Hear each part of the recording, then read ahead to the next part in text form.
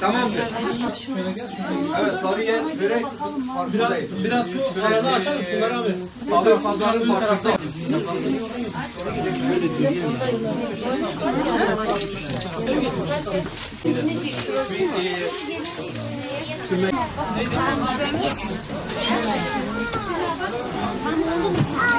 Tamam mı?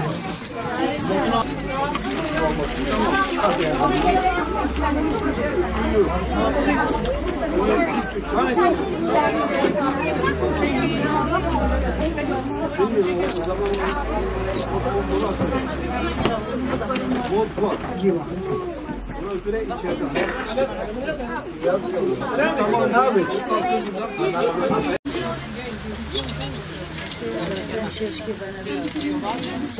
Çocuklar üşümesin kampanyasına destek veren hayır sahiplerine teşekkür ediyorum. Allah kardeşlerine razı olsun. Biz bir çağrıda bulunduk.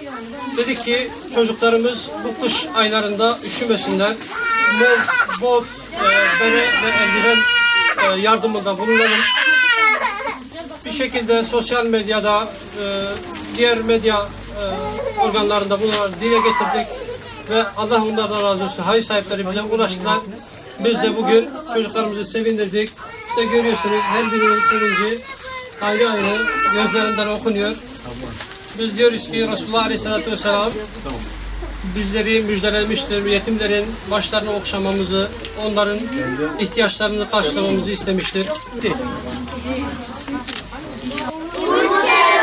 teşekkür ederiz. Maşallah.